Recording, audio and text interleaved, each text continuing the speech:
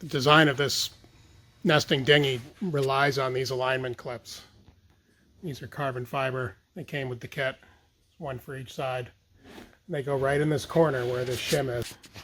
I've added these little fiberglass shims that came with the kit. These go underneath where the alignment clips are going to go. These are glued in with epoxy right now, just being held in place with the tape. There's actually two shims because the one that came in the kit turned out not to be tall enough.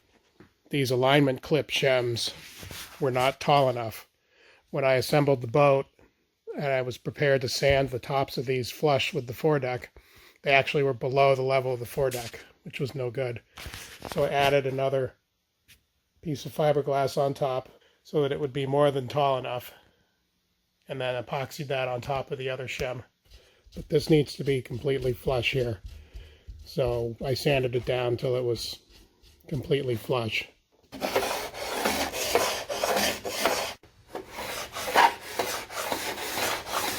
And the next step is to pre-drill the holes for these alignment clips and do some epoxy fill work there. For initial installation, they get this little spacer put on the back. It'll allow just a little bit of wiggle room when assembling the boat in one direction. So from here, that holds it off the bulkhead just a bit, off the aft bulkhead. So that means this clip can slide over the bulkhead easily in practice. And this gets aligned tight up against the corners of the bulkhead and flat on the shim, on the shim that I installed. And so with that spacer, next I'm going to drill pilot holes through those two holes. The net result of that is these two pilot holes, which I'm now going to overbore with a larger bit and then fill them with epoxy.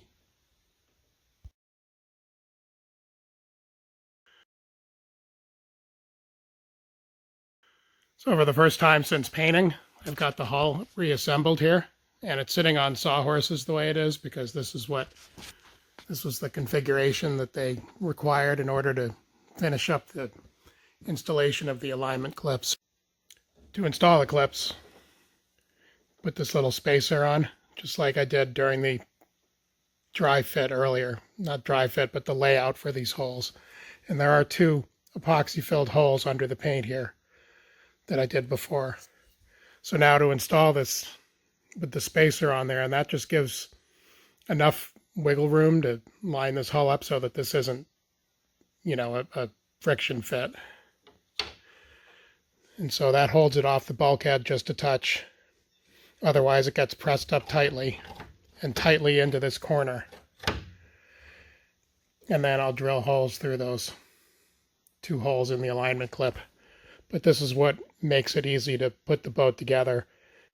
So now those holes are drilled. It's a two-stage process. A 3/16 inch bit through the holes, just a little bit into the boat. And then I deepened the hole with a 5/32 to 7/8 of an inch depth. Then I could remove this spacer from the clip. And now I can screw it down with those two 1-inch screws right there. The alignment clips are now in their final position, dry fit.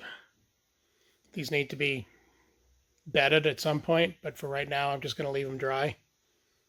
Here I've finished the installation of the alignment clips permanently and corrected the position so that the angled side on the right side of the frame is in line with that angled bulkhead. That means when you bring this forward half in, that just kind of guides it down into the final position. That's why that angle's there. I don't know why I was stuck on having them on the other side. I just wasn't thinking about it. Fortunately, it didn't make any difference to any of the installation. Screw holes are symmetrical. So fortunately I noticed that way these ended up on the right side. This is the starboard side, and this is the port side. Again, that alignment clip is now permanently installed. There's sealant in the holes where the screws are, and the angled side of that clip is in line with the bulkhead. So if you can imagine this, I can't show you right now, but if you can imagine that bow half being pulled in, and that clip might hit over here somewhere, and it just kind of naturally guides it right down into that final position. And once it's there and secure against those clips, these pins will just spin right in. There's only the one place they can go. So there they are, alignment clips. These are the oar locks that go on top of these risers. You can see how the riser was shaped to fit that. And they're secured with sealant and screws, 4 of them.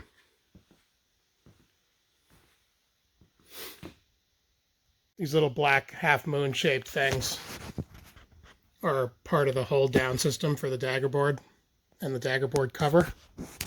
They're epoxied in place. Eventually there will be a screw through that hole so that epoxy will get cleaned out. They're just pressure fit with epoxy right now. So when the epoxy cured on these little risers down here, the next step was to drill holes for these screws, and that's so these little turn dogs can be installed. They're just like these ones on the hatch. And the screws are set in epoxy, and then they're just loose enough so that the turn dog actually works. And then this piece comes out just like that. There's a gasket that goes in here, and that's one of the last steps. There's a gasket here. There's a gasket on the hatch. And then there's this hull gasket here. And that's one of the last things left on my list. And that forward turn dog also holds down the dagger board so that it can't pop up when you're sailing. So that was that, and that's all there is. The lanyard gets attached to this special little washer back here on the bottom of the aft turn dog. And when there's the gasket installed, that'll seal up that slot, so when you're towing the dinghy or rowing, water's not going to splash up through there. These are the turn latches for the forward hatch, help hold it in place. Those screws are set in epoxy in the boat itself, and they're just loose enough to allow one to turn this thing. The epoxy's just in the hole, so it's not going to stop this from turning, but the epoxy will hold the screw from turning. They're a little tight right now because the book said that they'll get looser with time. So these just pin the hatch cover down when it's in place.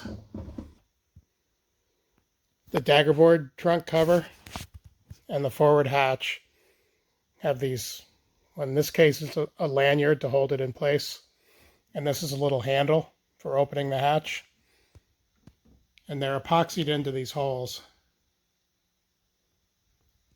in the top of the unit. So that's just securing with the epoxy. I have the tape on there to keep it neater. Oh, sorry about that. Keep it neater. So when the epoxy cures, that'll be a nice strong handle. This hatch, I can't show you on the other side, but this hatch also has a lanyard secured to the bottom of the hatch in the same way with epoxy, and the string is just stuck into the epoxy-filled hole. This is the aft seat. And this has a bungee cord secured through those 2 holes in the center. That bungee cord on the aft seat attaches to that little carbon fiber pad eye that is glued down there where the tape is. This allows it to be held to one side, so when you nest the dinghy in the center here, it keeps the seat out of the way. That's why that's off center. I've got that gluing in with epoxy. To help hold the seat in place, there are these little fiberglass pins, one on each side, and those are located so that they just catch the little tiny squared off corners of the aft seat. The aft seat has this little squared off section right there, and that rests against those pins on the cleats. The last step on this aft seat was to secure that bungee cord that I put around the seat here to the new clip on the cabin sole, and it's tight enough to hold this in place. You can only move, you can't move fore and aft because of the angle of it and those little pins I put in, and this just holds it so it can't bounce up and out. And then when you want to nest the dinghy, you just take this down, and it actually fits right underneath the cleat in between that little eye strap that I put in. And that leaves the way clear for the dinghy to sit right in here and nest. These 4 little leather pads are designed to be placed in a few key areas on the inside of the aft hull. And they're there to provide a little bit of protection when the forward half is nested.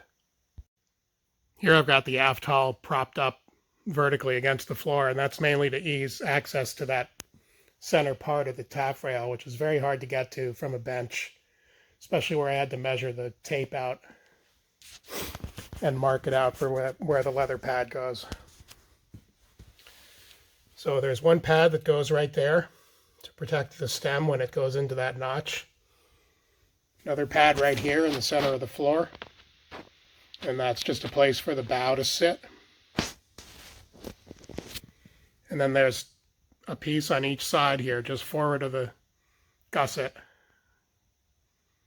It wraps over that gusset, and I guess that protects the way the bow sits in here too. I haven't ever nested it, so I don't know for sure. Excuse me, but that's what these are designed to do. And in each case, I've sanded these to remove the gloss, and these are going to get glued on with contact cement. Those leather pads are now installed. They're set in contact cement. Put 2 coats on both surfaces. I had masked around the openings, and there's this one pad on the floor at the aft end of the boat. This one up here and then in the notch, it wraps over the top a little bit. And then up here at the forward end, there's one of these pads on each side right at the aft edge of the gusset.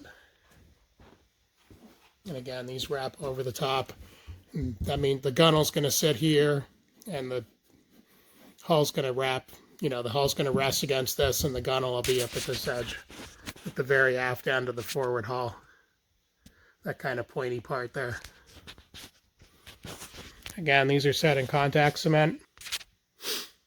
Taping around the spot was the most work, honestly. So there you have it. This is basically done. Actually, the aft half is done. Got the little capacity sticker in there. The seats in. Yeah, this half is done, I'm happy to say.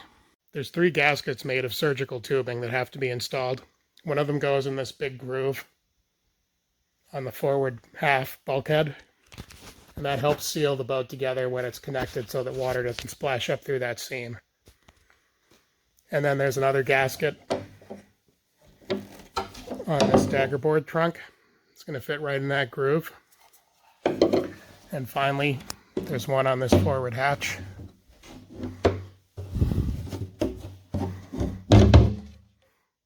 Goes right in there. And these are going to get installed with super glue, CA, cyanoacrylate, the thick version. And I'm waiting to do them all at once because that glue is notorious for, hardening at the tip, and then you can never use it again. So I'm going to do all of these in one session very soon. There's also this little instruction thing on the bottom of the hatch that I installed. So that's where those gaskets go. These gaskets are made of surgical tubing. There's one here on the daggerboard, and this one here on the hatch. These are cut to length and then butt jointed with glue.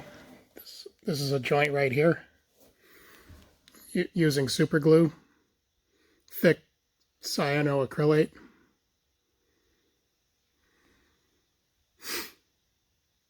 Same on this, it's butt jointed. I'm not quite sure, I think it's right here. Yep. And the process for installing these was pretty simple. The gasket's taped in place, and you lift a few inches of it at a time, put the glue on, press it in place, and then dog down the hatch or the daggerboard lid in order to hold it there and let it cure. It only took a minute or so, a couple minutes, and then continue the process all the way around. So this is all well secured. This is the glue they recommend in the book, and it seems to hold. So that just makes these joints watertight. It's a good feeling of compression when I turn those dogs. Same on this hatch lid. So it definitely feels like it's doing its job. And there you have it. Those two gaskets are done.